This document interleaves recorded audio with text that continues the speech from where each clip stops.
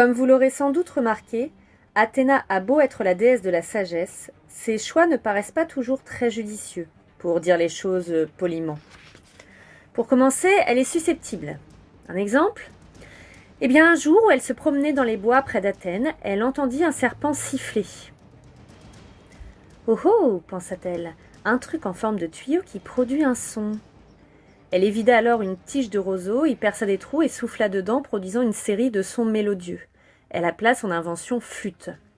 Très fière d'elle, elle avait conçu un nouvel instrument, alors que la musique n'entrait même pas dans ses attributions. Elle se décida à regagner l'Olympe, impatiente de faire une démonstration aux autres dieux. Mais elle avait à peine commencé à jouer que les déesses se mirent à pouffer et à échanger des messes basses. Athéna s'arrêta net. « Mais qu'est-ce qu'il y a de drôle ?» demanda-t-elle. « Rien !» répondit Aphrodite, la déesse de l'amour. « Non, je t'en prie, continue !» ajouta Héra en s'efforçant de contenir son hilarité. « C'est ravissant !» En vérité, elle trouvait toute Athéna intimidante. Elle était si forte, si intelligente. C'est pourquoi elle se moquait d'elle dans son dos et l'avait mise à l'écart. Athéna, pour sa part, les jugeait stupides et superficielles, mais elle faisait de gros efforts pour s'intégrer et détestait qu'on la taquine. « Pourquoi riez-vous » insista-t-elle. « Eh bien, avoua Déméter, quand tu joues de ta flûte, tu louches, tu gonfles les joues et tu fais un truc bizarre avec ta bouche. »« Comme ça !» dit Aphrodite en se livrant à une imitation d'un canard affligé de constipation. Vexée, Athéna battit en retraite pendant que les rires se déchaînaient. En tant que déesse de la sagesse, elle aurait pu faire preuve d'humour, mais dans sa colère, elle jeta la flûte au loin et proféra même une malédiction. « Quiconque osera jouer de cette chose connaîtra un sort funeste, marmonna-t-elle. La flûte tomba sur terre. Plus tard, quelqu'un la trouverait et la ramasserait, mais c'est une autre histoire. Très jeune, Athéna avait pris la décision de ne jamais se marier. Elle refusait de laisser un homme la dominer et elle n'avait pas de temps à consacrer à l'amour, cette bêtise dont Aphrodite leur rabattait sans cesse les oreilles. Pour cette raison, elle ne supportait aucune atteinte à son intimité. Une fois, pour se détendre, elle se baigna nue dans une source au centre de la Grèce. Tandis qu'elle se rinçait sous le jet d'une cascade, goûtant le silence de la nuit, un cri étouffé parvint à ses oreilles. Elle regarda vers la berge et aperçut un vieillard qui ouvrait des yeux comme des soucoupes. Athéna hurla. Le vieux hurla en retour. « Deviens aveugle !» ordonna la déesse en projetant de l'eau dans les yeux du pauvre type qui perdit aussitôt la vue. De saisissement, il tomba en arrière, heurta un arbre et atterrit sur les fesses. « Pardon, bafouilla-t-il, je ne voulais pas... »« Mais qui es-tu » l'interrogea Athéna. Le malheureux s'appelait Tirésias et il venait de la ville la plus proche, Thèbes. Il était sorti faire un tour, ignorant que la déesse se trouvait dans les parages, et s'excusait humblement de l'avoir surprise au bain. La colère d'Athéna retomba. Les explications du vieux avaient l'accent de la vérité.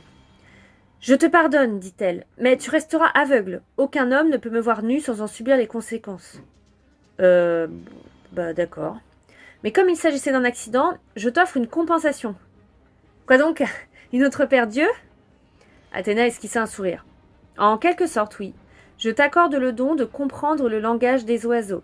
Avec leur aide, tu te dirigeras presque aussi bien qu'avant. » À la place de Tirésias, j'aurais eu peur que les oiseaux ne me jouent des tours. Encore quelques pas, tourne à gauche. Et maintenant, cours ! Pour que je tombe du haut d'une falaise ou me cogne à un mur de briques.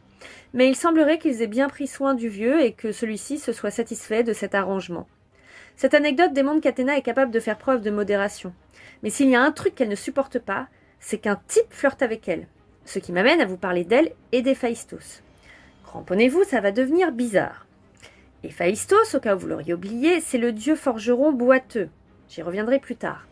Tout ce que vous avez besoin de savoir pour le moment, c'est qu'il avait le béguin pour Athéna depuis qu'il l'avait aidé à sortir du crâne de Zeus.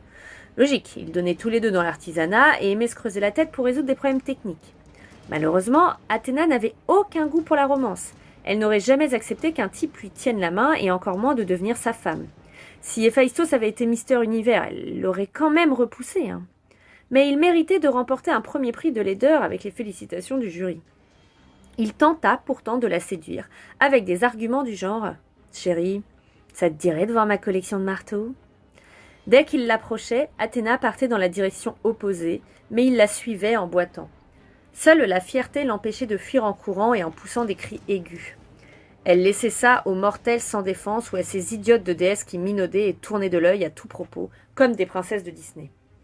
Un jour où elle venait de le rembarrer une fois de plus, Héphaïstos se jeta à ses pieds, les bras noués autour de sa taille. Le pauvre était essoufflé et transpirait comme un bœuf, car il se déplaçait avec difficulté.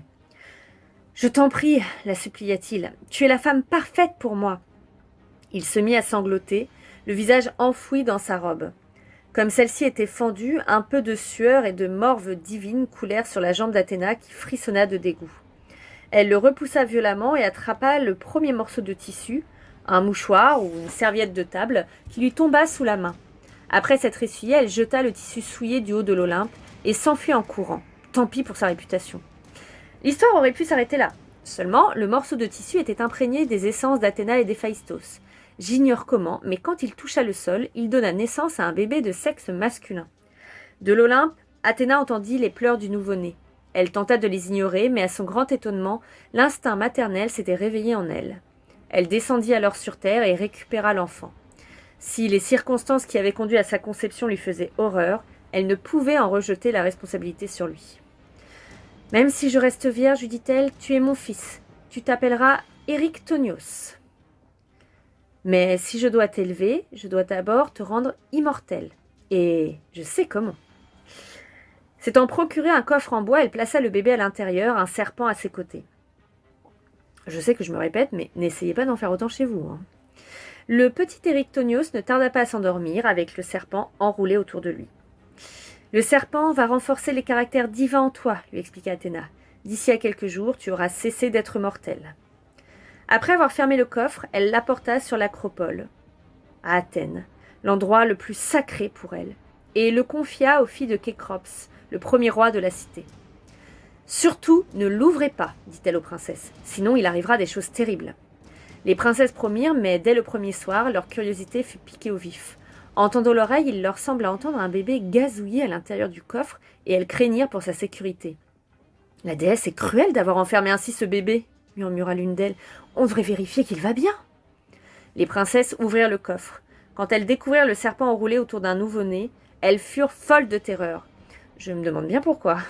Peut-être avaient-elles perçu l'éclat de la divinité chez l'enfant. Toujours est-il qu'elles laissèrent tomber le coffre et coururent vers les falaises de l'acropole, d'où elles tombèrent dans le vide. Le serpent s'enfuit et Athéna ramassa le bébé. Il était indemne, mais le sortilège avait été rompu, avant qu'il ne devienne immortel. Ne pouvant s'en prendre aux princesses, celles-ci n'avaient pas survécu à leur chute, la déesse se vengea sur leur père Kécrops. Devenu adulte, Érictonios le chassa du trône. C'est pourquoi les Athéniens prétendent descendre d'Héphaïstos et d'Athéna, bien que cette dernière soit vierge. Alors, qu'on ne vienne pas me dire qu'Athéna ne peut pas avoir d'enfant. Il se trouve que je sors avec une de ses filles et ça m'étonnerait qu'elle soit née d'un mouchoir sale.